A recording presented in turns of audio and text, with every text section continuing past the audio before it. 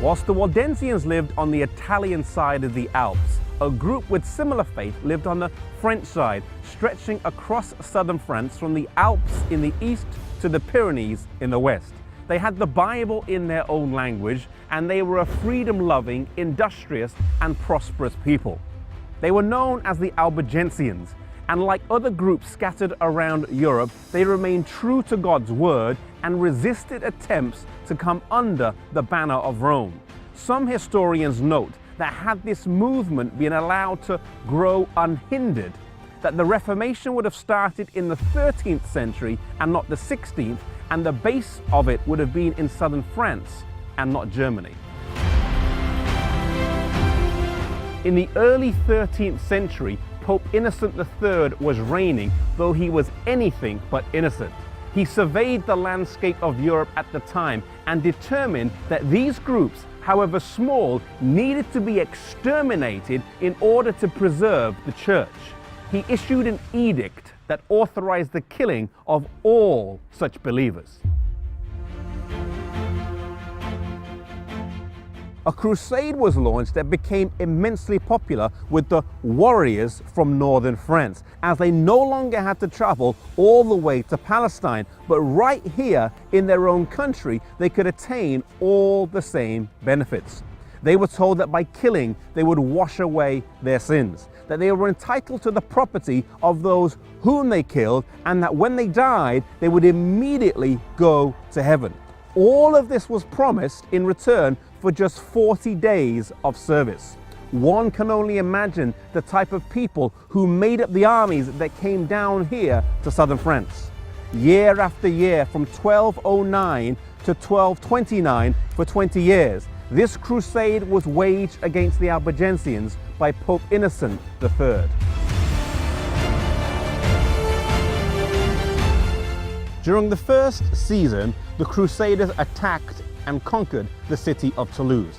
They then made their way south in July of 1209 to the city of Béziers. As the forces were gathering around the city in large numbers, the men made a rush to attack them before they had a chance to fortify the camp.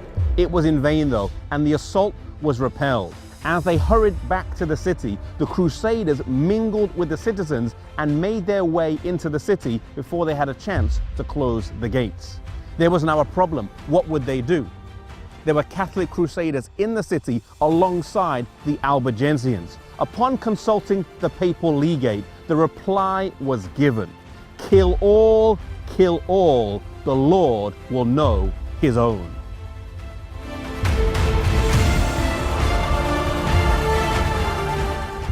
History records that blood flowed like water as everyone in the city was brutally murdered. No one was spared.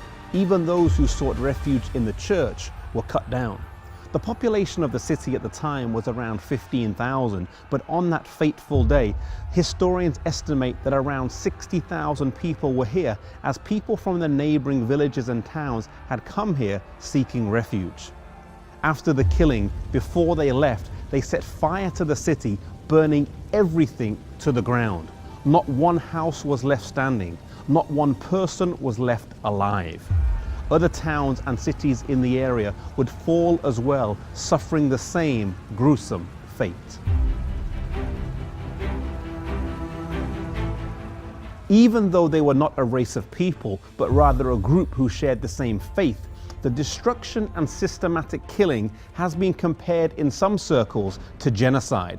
The prestige of the papacy suffered greatly during this time as news of the slaughter spread throughout Europe. The Albiģians were not totally wiped out though, and small pockets of them did remain over the centuries. Perhaps most tragic was how the propagators linked divine salvation with murder, a dangerous combination then and still today. We should never allow religious extremism to take away freedom of worship.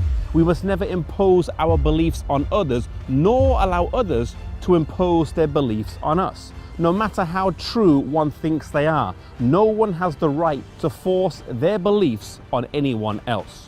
One thing that God has given to us is the freedom of choice. the freedom to love God in return for the love that He has given to us. May we be gracious in how we share our faith and our beliefs, giving other people the room to make their own decisions as they are led individually.